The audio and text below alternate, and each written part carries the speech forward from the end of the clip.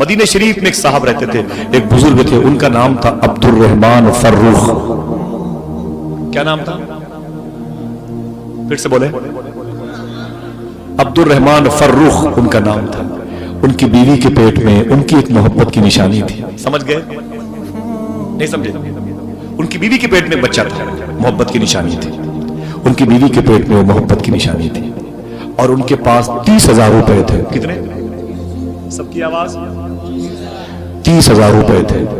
بیوی کے پاس آئے، آ کے بولے میری بیگم یہ 30,000 روپے رکھ لو، میں ایک سفر پہ جا رہا ہوں، تیرے پیٹ سے جو بچہ پیدا ہو اگر اسے پیسوں کی ضرورت ہو دواخانے میں مطب میں تو ان پیسوں میں سے کچھ پیسے استعمال کر لینا، اور اگر بچہ نارمل طریقے سے خیریت سے ڈیلیوری پا جائے پیدا ہو جائے تو پیسے کو سنبھال کے رکھنا۔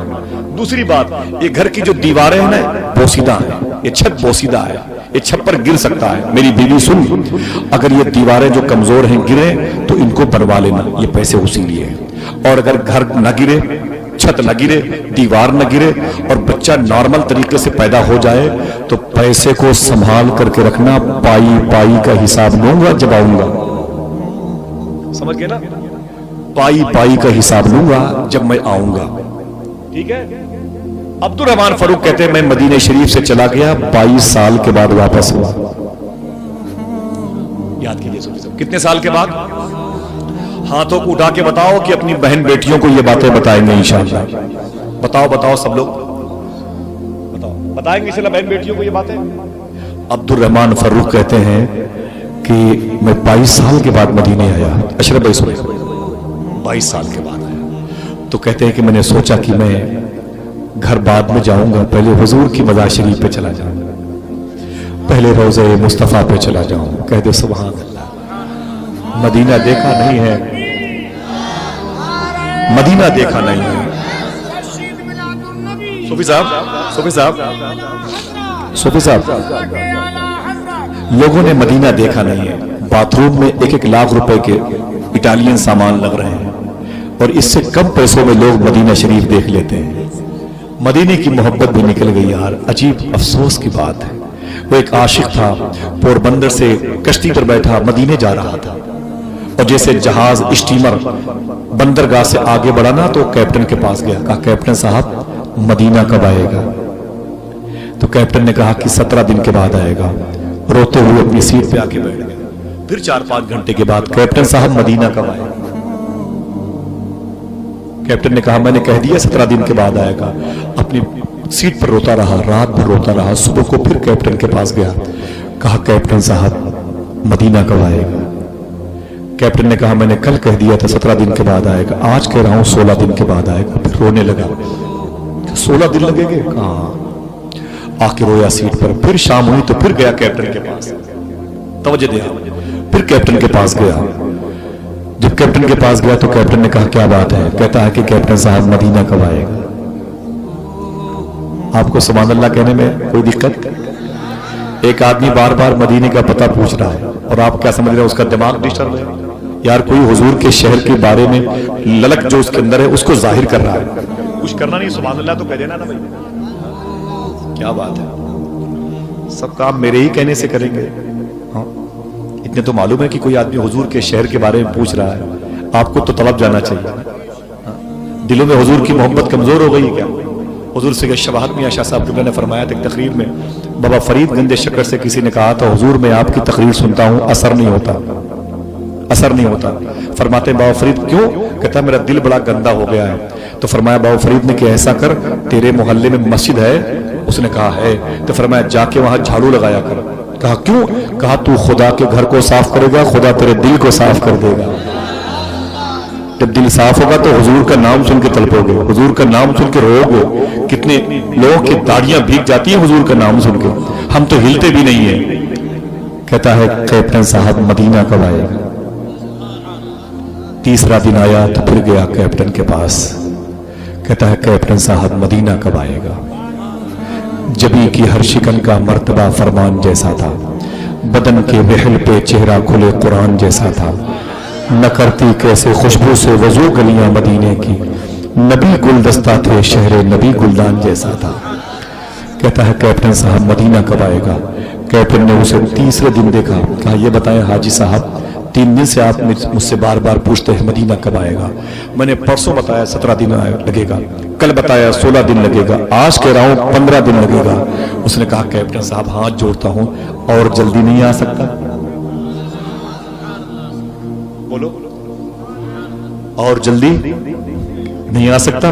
तो कैप्टन ने कहा नहीं आ सकता है। कहा अगर आप स्पीड जहाज की बढ़ा दो तब? कहा पूरा ग्रुप लग जाएगा, बहुत कोशिश करेंगे तो 14 दिन लगेंगे। कितने? उससे पहले मदीना नहीं आ सकता। वो हाजी खड़ा हो गया, उसने कहा कैप्टन खुदा की कसम तुमने सही कहा, इससे पहले मदीना तेरे चाहने से नहीं आ सकता, लेकिन हुजूर चाहे तो अभी आ सकता है।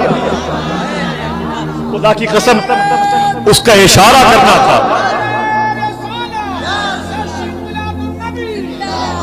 उसका इशारा करना था। रब्बे काबा की कसम, वो 15 दिन का सफर सिमट गया, सामने हुजूर के शहर की मस्जिद के मीनारे नजर आ रहे हैं। कोई तड़प के तो दिखाए, कोई रो के तो दिखाए, हमें क्या मतलब है हुजूर से? हम तो पैसे खुद कमाते हैं, हम अपनी बख्शिश के खुद जिम्मेदार हैं। यार हुजूर को इतनी जल्दी हुजूर की उम्मत भूल जाएगी? सूफिया फरमाते हैं सोचा भी नहीं गया था, दुरूद तक नहीं पढ़ते हुजूर को याद करके, हुजूर का नाम सुन के हमारा दिल नहीं रोता, हुजूर का नाम सुन के कभी तकिए पे एक आंसू नहीं बहाया। देखिए आप, मैं किसकी बात कर रहा हूं? अब्दुल रहमान फर्रुख कहते मैं 22 साल के बाद मदीने आया। कितने? तो दिल में ख्याल आया कि बच्चों से क्या मिलूं, घर क्यों जाऊं, पहले हुजूर से मिलूं। तुम्हारे नबी की बात हो रही है। कहते दिल ने कहा कि पहले हुजूर के पास जाऊं। कहते आया तो हुजूर की कब्र शरीफ से लिपट के बहुत रोया।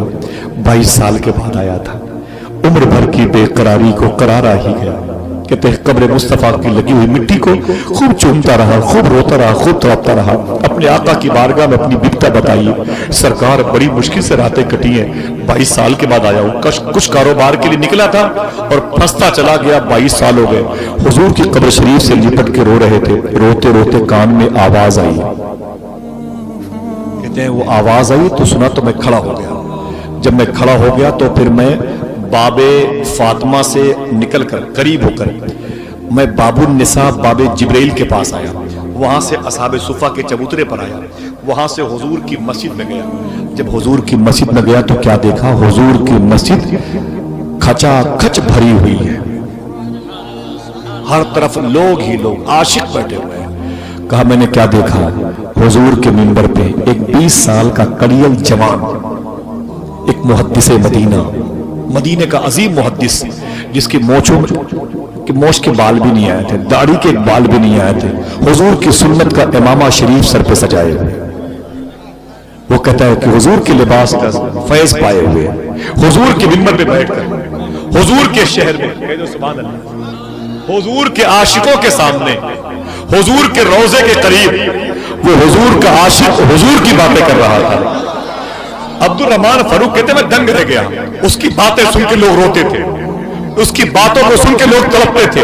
यार अजीब बात है, जब इसकी जबान से हुजूर की बातें इतनी अच्छी लगती हैं तो सिद्दीक़ उमर की जबान से हुजूर की बातें कितनी अच्छी लगती रही है। वाह वाह वाह, नारे तकबीर, नारे तकबीर, नारे रिसालत, नारे रिसालत, मसलक आला हज़रत, नारे तकबीर, नारे रिसालत।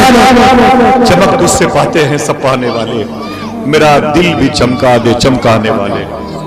मदीने के खित्ते खुदा तुझको रखे, फकीरों गरीबों के ठहराने वाले, फकीरों गरीबों के। हाथों को उठा के बोलो, कह दो या रसूल अल्लाह। अब्दुल रहमान फर्रुख कहते मैं तड़पता रहा, लोग उसकी तकरीर को सुन के रो रहे थे, लोग दंग थे कि हुजूर की बातें कर रहा है। कह दो सुभान अल्लाह। लोग परेशान थे कि हुजूर की बातें कितने अच्छे और तैयब तरीके से ये कर रहा है। अब्दुल रहमान फर्रुख कहते हैं मैं भी हुजूर की बातें सुनता रहा। कह दो सुभान अल्लाह। तवज्जो दीजिएगा, वो कहते मैं भी हुजूर की बातें सुनता रहा। सुनते सुनते उसने तकरीर खत्म कर दी। کہتے لوگ ٹوٹ پڑے، کوئی اس کے مسلح کو چومتا تھا، کوئی اس کے جبے کو چومتا تھا، کوئی اس کے امامے کو چومتا تھا، کوئی اس کے ہاتھوں کو چومتا تھا، کوئی اس کے پیروں سے لپٹ جاتا تھا۔ عبد الرحمن فروخ کہتے ہیں بھیڑ بہت تھی، میں نے سوچا کہ میں اب اپنے گھر والوں سے مل لوں، اس محدث سے بعد میں ملوں گا۔ کہتے ہیں 22 سال کے بعد آیا تھا، بھولی بسری گلی سے گزرتا ہوا، ادھر میرا گھر ہو سکتا ہے، ادھر میرا گھر ہو سکتا ہے، میں بھولی بسری گلی سے ہوتا ہوا ایک گھر کے سامنے پہنچ گیا جو مجھے لگا میرا گھر ہے۔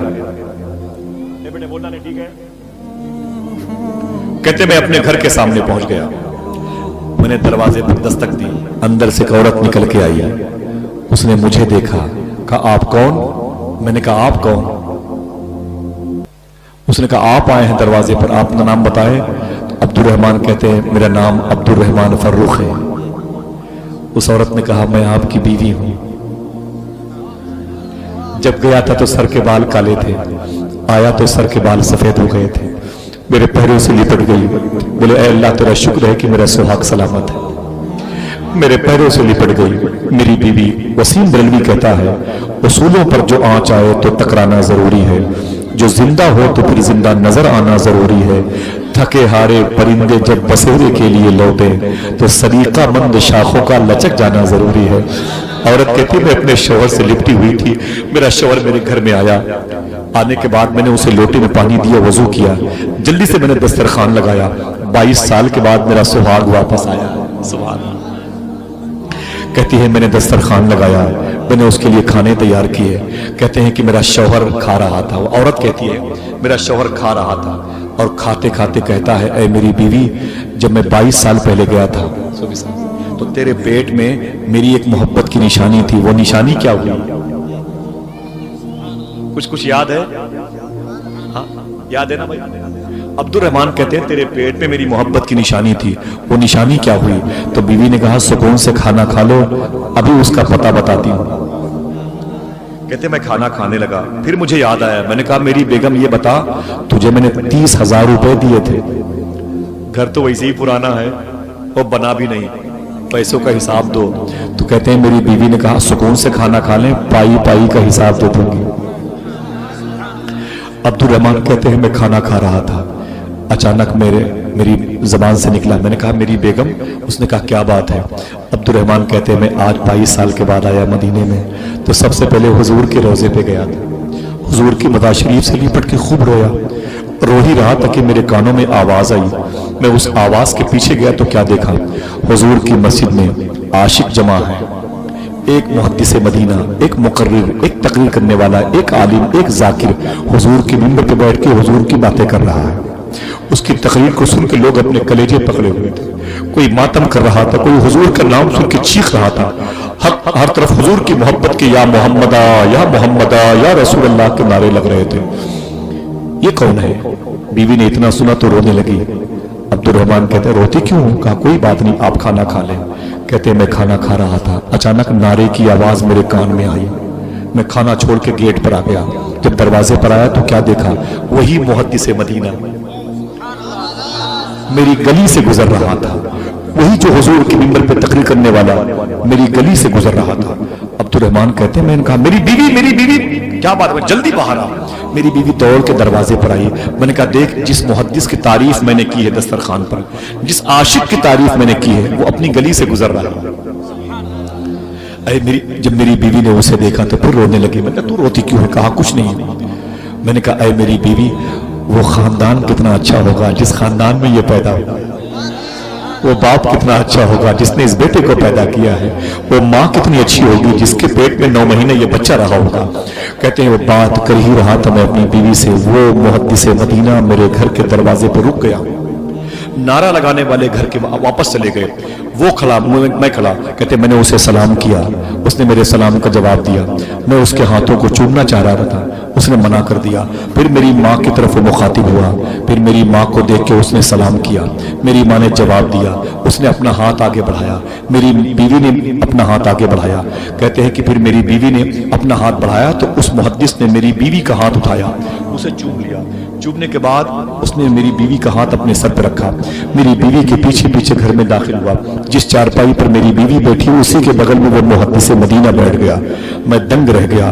میں نے کہا بیگم یہ کیا معاملہ ہے, یہ کون ہے وہ تیرے بغل میں بیٹھا ہوا ہے؟ میری بیوی رو کے بولی آپ نے کھانا کھاتے وقت مجھ سے پوچھا تھا تیرے پیٹ میں میری محبت کی نشانی تھی, وہ کیا ہوئی؟ دیکھ لے تیری محبت کی نشانی میرے قریب بیٹھی. تو نے مجھ سے پوچھا تھا. نعرے تکبیر, نعرے تکبیر, نعرے رسالت, نعرے رسالت, مسلک اعلی حضرت, جشن عید میلاد النبی, نعرے تکبیر, نعرے رسالت. چمک تجھ سے پاتے ہیں سب پانے والے, میرا دل بھی چمکا دے چمکانے والے. مدینے کے خطے خدا تجھ کو رکھے, آمین کہیں زور سے, دل سے بولے. مدینے کے خطے خدا تجھ کو رکھے, فقیروں غریبوں کے ٹھہرانے والے. یا رسول اللہ تو زندہ ہے واللہ, تو زندہ ہے واللہ, میری چشم عالم سے چھپ جانے والے. کہتے ہیں میرے شوہر تو نے مجھ سے پوچھا تھا میری محبت کی نشانی کیا ہوئی, دیکھ تیری نشانی ہے. اے میرے شوہر تو نے مجھ سے پوچھا تھا وہ 30,000 روپے کیا ہوئے, دیکھ لے پائی پائی کا حساب تیرے سامنے. عورت رو کے بولی میرے شوہر وہ جو کپڑے لا کے تم نے دیے تھے وہی کپڑے بدل بدل کے پیون پھٹ جاتے تھے اسے سلتی تھی, وہ سل کر کے میں اسے پہنتی تھی. وہ 30,000 روپے میں سے میں نے 1 روپے اپنی ذات کے لیے خرچ نہیں کیا, سارے پیسے میں نے اپنے بیٹے کی تعلیم کی تربیت میں خرچ کر دیے ہیں. آج یہ عالم ہے میرا بیٹا 20 سال کا ہے اور حضور کی بارگاہ کے قریب میں, حضور کی مسجد نبوی شریف میں, حضور کے منبر پر جب میرا بیٹا تقریر کرنے کے لیے کھڑا ہوتا ہے تو میرے بیٹے کی تقریر سننے کے لیے قاہرہ مصر سے لوگ چلے آتے ہیں, میرے بیٹے کی تقریر سننے کے لیے ترکی استنبول سے لوگ چلے آتے ہیں, میرے بیٹے کی تقریر سننے کے لیے سلیمانیہ بغداد سے لوگ چلے آتے ہیں, میرے بیٹے کی تقریر سننے کے لیے انقرہ سے لوگ چلے آتے ہیں اور یہ نعرہ لگاتے ہوئے واپس جاتے ہیں اے مدینے والوں تمہیں مبارک ہو. آج حضور کے انتقال ظاہری کے اتنے 100 سال کے بعد جب حضور کے منبر پر کوئی حضور کی باتیں کرتا ہے تو دل حضور کے نام پہ تڑپتا ہے. اس منبر پر جب حضور باتیں کرتے رہے ہوں گے تب کا عالم کیا رہتا رہا ہوگا.